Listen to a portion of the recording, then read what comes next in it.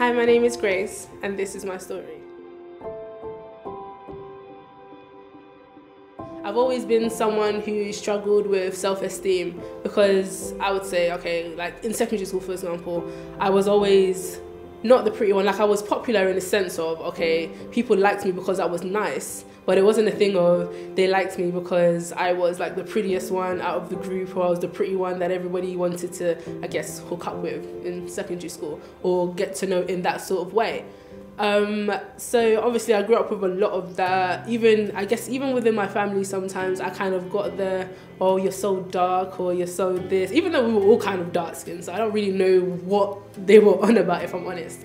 But I kind of always had that, or I was always like the one who was overweight, so I kind of always got picked on about that. And so, you know, obviously growing up with those sort of things, you get to secondary school and then you already think you're not pretty. Then when other people are like, yeah, she's not pretty, you kind of think, well, you know, that's nothing new. So starting uni, I first came to Potter's House, Preston. I remember my first service actually, I tried to leave and then I had like Kelly come in and like literally stop me as I was about to get out. So, you know, when I tried to escape, no one could actually stop me. In all of that, I still struggled with things like, which many people even in church don't know, even though they've known me for now like, I don't know, 3-4 years.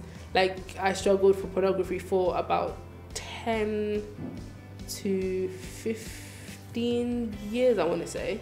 So it's been like quite a long time. Yeah, struggling with pornography is not something that girls, I guess, really speak about in their testimony or in their, you know, in their own story. I think the thing with pornography for me, even though it started at such a young age, I never thought it was wrong, because in the church that I went to, it wasn't spoken about. It was more of the just, you know, give to receive your blessings. This is wrong, as in terms of like actually having sex or doing drugs is wrong, stuff like that. But we never really touched on subjects such as pornography. And I always thought that it was a male thing. I didn't ever think that, okay, this happened to women. I never really even saw it as a big deal. I just kind of thought, it's just something that, you know, I enjoy.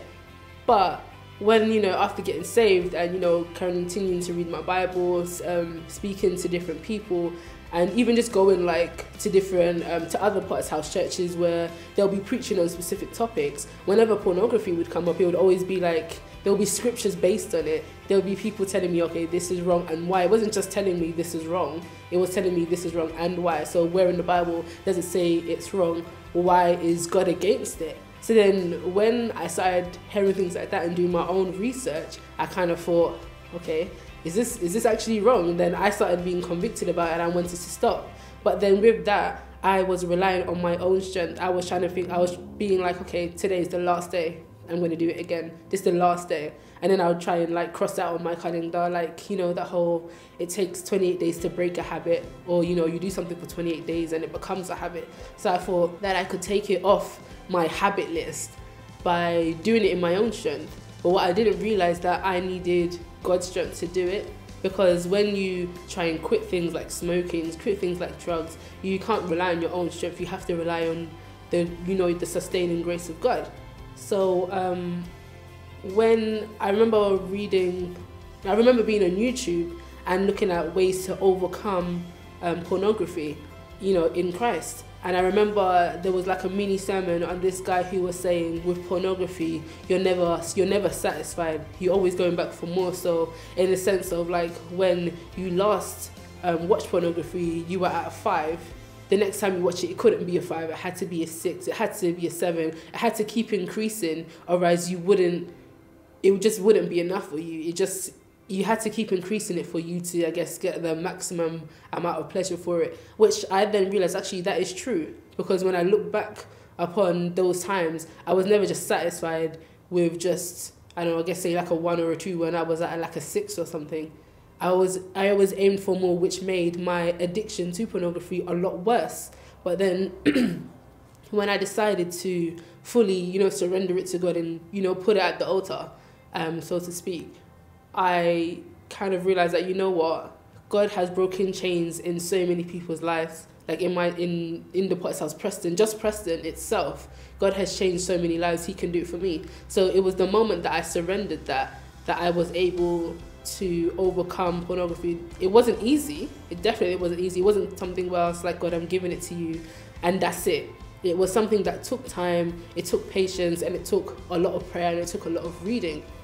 But it was something that I did eventually overcome. So I would say in all of my life, I've never been so assured of God's presence, because from being, the young girl who was insecure about her looks, insecure about her abilities, the talents that, was God-given, I've now been able to be someone who's confident in themselves, be someone who's content with the things that she has, and being someone who knows that God has moved in their life. From someone who was scared to sing at other churches or use the talent that God has given me. I was really scared about that. It's been something that I've been more confident in doing nowadays. I'm not trying to say that I'm perfect, not at all. But at the same time, I know that this gift comes from God, and if I don't use it, it's just going to fade away, and there's no point of having a talent if you're not going to use it to give back to God. Because there's going to be so many people around you who are going to be negative. They have no reason to be negative, but they are. So the only thing that matters around you, or should matter to you, is God. Because at the end of the day, it's about you and your relationship with God. When you stand before God, the people who are judging you are not going to be there. Your friends are not going to be there. Your enemies are not going to be. Your family's not going to be there. It's just you and God. So there really isn't a point in dwelling on other people's opinions. The only thing that matters is God.